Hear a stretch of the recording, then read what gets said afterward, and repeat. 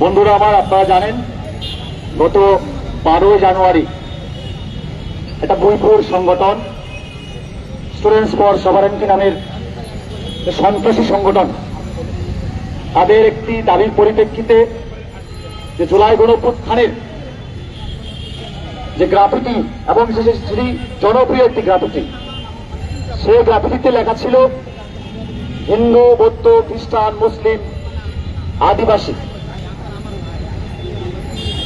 এই আদিবাসী শব্দের কারণে ওই সন্ত্রাসী সংগঠন, বইপুর সংগঠন স্টুডেন্টস ফর সভারেন্টি এনসিটিভি ভবন ঘেরাও করে পরবর্তীতে এনসিটিভি যে চেয়ারম্যান সেটা বাতিল করে দেয়। তার পরিপ্রেক্ষিতে আমরা আদিবাসী ছাত্র সমাজ আমরা 13 জানুয়ারি ঢাকা বিশ্ববিদ্যালয় সহ বাংলাদেশের বিভিন্ন বিশ্ববিদ্যালয়ে আমরা সেই গ্রাফিটি অঙ্কন আমরা করি এবং সেদিনই আমরা 15 তারিখ 15 জানুয়ারি মানে গতকাল আমরা একটা ঘেরাও কর্মসূচি ঘোষণা করেছিলাম এবং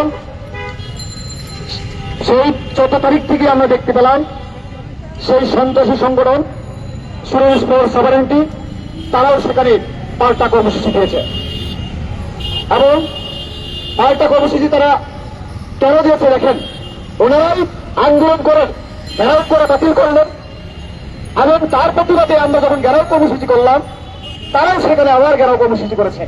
আমাদের কর্মসূচি দেওয়ার পর তারা কর্মসূচি দিয়েছে। তার মানে সেটা তারা পরিকল্পিতভাবে আমাদের উপর আক্রমণ করার জন্য, আমাদের উপর হামলা করার জন্য সেই কর্মসূচি তারা ঘোষণা করেছে।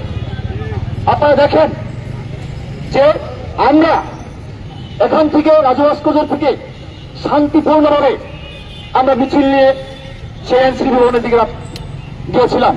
ঠিক এনসিডি ভবনের কাছাকাছি জায়গায় তারা প্রথমেই আমাদেরকে কোনো প্রকার উস্কানি আমাদের পক্ষ থেকে কোনো প্রকার উস্কানি না যাওয়ার ফলে তারা আমাদের উপর তথাকথিতভাবে হামলা করেন। তারা জাতীয় পতাকাকে স্ট্যাম্প হকি স্টিকে বেঁধে আমাদের ছাত্রীদের উপর হামলা করেছে, আমাদের ছাত্রদের উপর হামলা করেছে, সাংবাদিকদের উপর হামলা করেছে।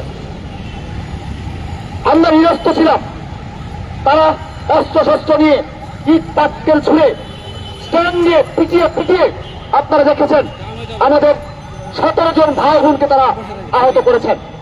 তার মধ্যে 3 জনের অবস্থা খুবই গুরুতর, তাদেরকে উন্নত চিকিৎসার জন্য আমরা বাংলাদেশ স্পেশালাইজড হসপিটালে প্রেরণ করেছি।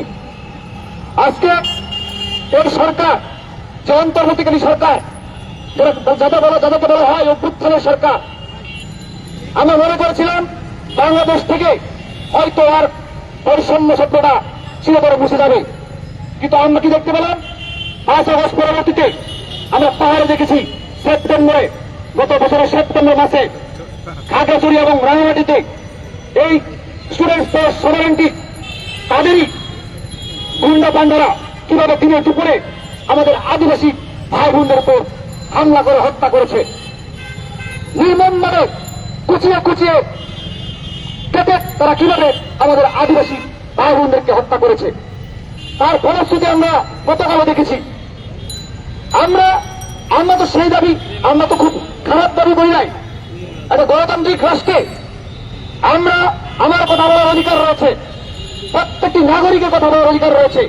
তার অধিকারের জন্য সদা সমাবেশ থেকে শুরু করে প্রত্যেকটি জায়গায় গণতান্ত্রিক পর্যায়ে আমরা চলার চেষ্টা করেছি এবং এখনো গণতান্ত্রিক পর্যায়ে আমরা করে যাচ্ছি।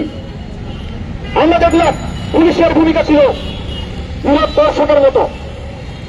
আজকে বলতে চাই, এই অভ্যুত্থানের সরকার, মাননীয় স্বরাষ্ট্র উপদেষ্টা, আপনি এই পর্যন্ত এখনো মিডিয়ার সামনে কিছু বলেন নাই। গতকালকে এত বড় হামলা হয়ে গেল ঢাকার বুকে, রাজধানী ঢাকার বুকে, কিন্তু সরকারের পক্ষ থেকে তার কোনো বক্তব্য আমরা দেখতে পাই নাই।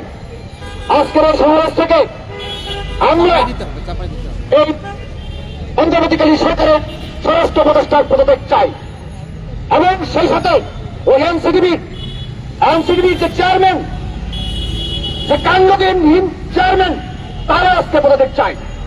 সেই সাথে যে গ্রাফিটি ছিল পাঠ্যপুস্তকে, সেই গাছের যে সম্প্রীতির যে গ্রাফিটি ছিল সেই গ্রাফিটিকে আবার পূর্ণবহাল দেখতে চাই।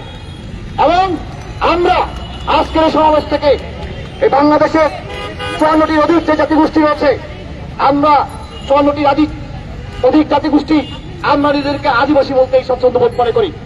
সুতরাং আমরা যদি স্বচ্ছন্দ বোধ মনে করি, সেই নামে আমাদেরকে পরিস্থিতি করতে হবে।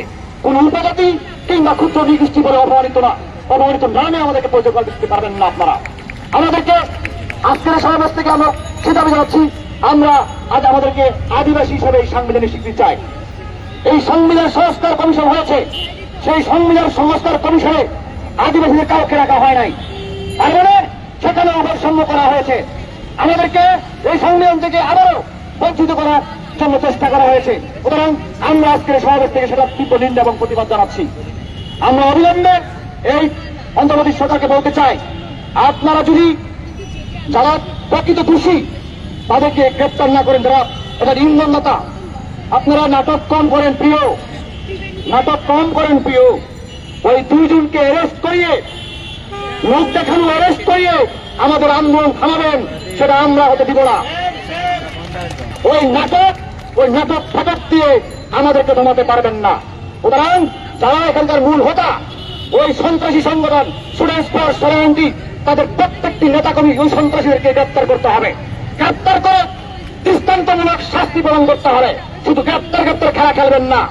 আমরা দেখেছি সেই সেপ্টেম্বরে পার্বত্য চট্টগ্রামে যখন হত্যা করা হয়েছে 4 জনকে, সেখানেও গ্রেপ্তার খেলা হয়েছে, কিন্তু আমরা আজ পর্যন্ত দেখি নাই দৃষ্টান্তমূলক শাস্তি। সুতরাং আপনাদের প্রতি আর আমাদের আস্থা নাই, বিশ্বাস নাই। সুতরাং অবিলম্বে, আমরা বলছি অবিলম্বে এই স্টুডেন্টস ফর সলিডারিটি যারা সন্ত্রাসী এবং তাদেরকে যারা ইন্ধন দেয়, তাদেরকে চিহ্নিত করে গ্রেপ্তার করে শাস্তি নিশ্চিত করতে হবে। অন্যথায় আমরা সংক্ষুব্ধ আদিবাসী ছাত্র জনতা আমরা বলে দিয়েছি, আজকে আমাদের এই রাজু ভাস্কর্যে বিকাল 3টায় আমাদের সমাবেশ রয়েছে। এই সমাবেশ থেকে আমাদের ঘোষণা আসবে যে চমড়া গেরাও কর্মসূচি